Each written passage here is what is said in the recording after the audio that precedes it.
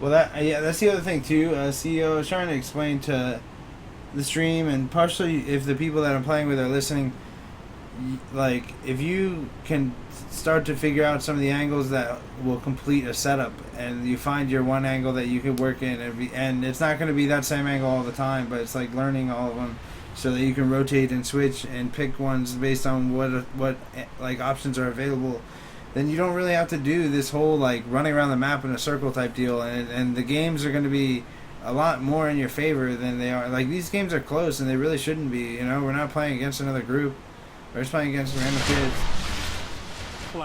So I mean, if you move around the map correctly, you just play not to die. Like you'll really make these games like pull away, and that's really what you should do. Just A and B on every map and figure out a way to do it.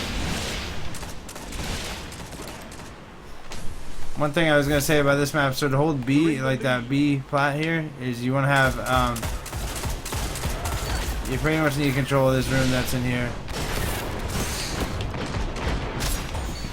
But to do that, you need both the.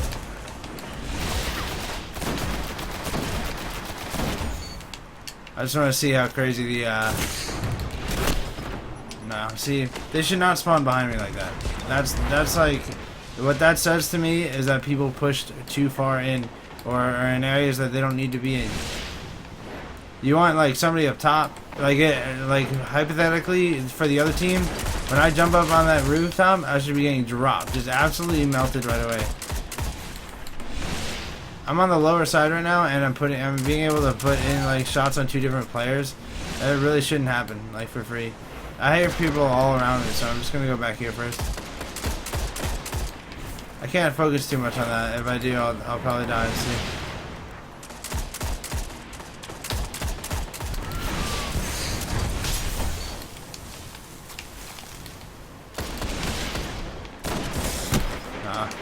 The main reason I couldn't focus on that was because I didn't, like, he wasn't the kill that I was supposed to get. He was the person that my teammates should be fighting, but I don't have a teammate there, so rather than spending time on trying to do something that'll get you killed, you kind of just have to continue to do your own battle, but also keep that person focused on you so that you can keep enough attention on you as if you were two players.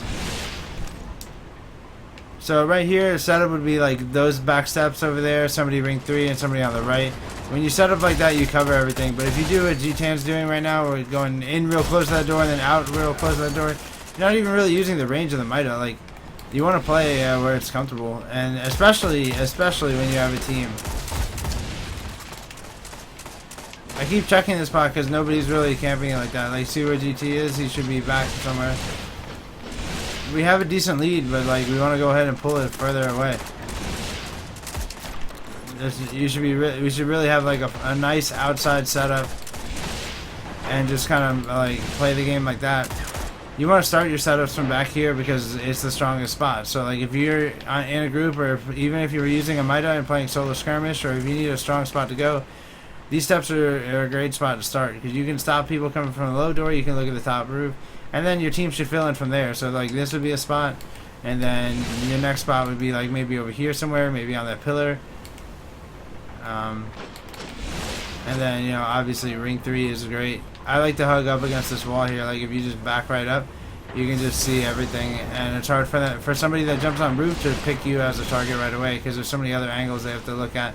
You can also watch the side door from here, and it's really about how you play these angles out here and force them to kind of set up and come to you. But see how like everyone's just clumping on this roof? It's like you gotta find something that's a little better angle than just everyone on this low ground area. This guy should get lit up when he tries to kill me. Yeah. And then the final touch is like right. The final touch would be like having this spot up here. Obviously in 3s with less people and stuff like that, it works differently. But the idea of the setup remains the same. Now if you have a teammate that has a super and they want to go ahead and push, you can do that, but just keep in mind that you don't really want to go any further than sending maybe 1 or 2 people at max through C. Like Vitalize is up there getting kills, and none of us are really slaying right now, but we're all doing a great job because like we're stopping their spawns from being over here, and it forces everything to be over there. Heavy ammo's coming up, so I'm gonna go ahead and use one of my supers now. Let's see if I can do this. 4 seconds. Ammo available. And even though I didn't like completely stop it, I did kill off a few people and got us some points. And it's really just about cycling in and out. I wouldn't say it's normally like that. Like coming from Halo, you know, it plays better because in Halo you have symmetrical maps where you don't have to have people sitting in the back of the map for it to actually like work. But here these maps aren't really symmetrical, so you kind of just have to work with it and just keep in mind that it's on a slant, and that's like all you get to really work with is the fact that they have to come to you. And as weird as it feels being on the back corner, you're probably going to have some of your most effective stuff from back there. So, what's up, Shorty Love?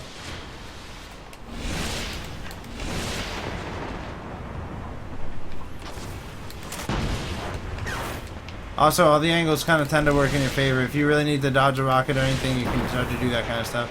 But the further you go towards C, like, the harder any angle gets in for you. So we've been holding this area for a while, and it looks like the other team doesn't really know what to do. So they started to clump up down there on the bottom right. Now, the most important thing when this goes on is that if you're a player on the right side, you don't leave your spot back there. Just because you see a bunch of stuff going on over here does not mean that you run all the way across and try to join in on what's going on. You know, your role is just as important. Just because you're not getting a kill at that 1 second in time doesn't mean that, like, you're not in an important spot. Because if you leave that spot, you now leave the top glass open and for somebody to come up that way. And somebody's going to spawn in that back right corner. And if they get through, then you're all screwed, and it's because somebody left. The only time that you get to do that is if somebody spawns behind you and like you know what I mean? Like if somebody blinked up right next to me, then I could leave. But at the same time, without communication, sometimes it's just best to stay. That's why I'm not going over to help them, because there are so many players who are already over there. And then I'm sure some of you guys are thinking like, well, I don't want to just sit back like the whole time. And you're right. You're not supposed to sit back the whole time. But that's the start. If you don't set up correctly originally, then your pushes aren't going to be successful. And if you don't have a successful push, everything's going to get like really, really annoying after that. So it all starts from like somewhere, you know, and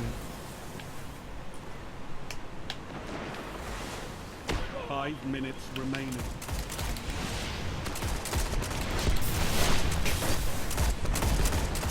Finish them. Just little things that really, really matter, you know. So like I was saying before too, say we had a full setup, like people were, I don't know, you can spread out and just like get some shots. Like that guy should die. There should be somebody ring 3 that's shooting that guy with me, and that's kind of what I'm talking about, you know. But it's okay. I'm not really upset about it, nor am I really trying to play like super fantastic this game. A lot of what my focus is on is just talking about how this could be set up and how it, you know, Destiny has a long way to go as far as this competitive scene. So there's a lot of flaws in the way that people play, and the game doesn't really punish you for it, so they get away with it. But at the same time, if you play correctly, you're going to start punishing everyone, because that's just the correct way to play. But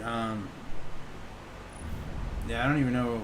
There was another point I wanted to make, but I'm not even sure on it. Oh yeah, so like eventually, okay, let's say you have just a complete setup, then you can start to send 1 or 2 players in, and you push like, you know, just A through B, and maybe take a quick loop through C and then come back around, and you don't spend too much time in that C area, but just sending like 2 people through, and they just work together and flush out people, force maybe a couple people to spawn on the A side, but you already have a setup, so they're gonna just get spawn killed instantly. Like, there's a lot of things you can do to really start to control the spawns and control the way the map flows, and really start winning these games with a lot higher margin as far as like the points that you have versus the points they have. So I'll probably go ahead and put this up there on YouTube, just because this is something that I feel could be very beneficial to a large group of people out there. And like I said, that game, I don't know, it wasn't like some amazing game to really watch, but you got to hear me talk about strat and talk about that kind of stuff, and I feel that's pretty rare. So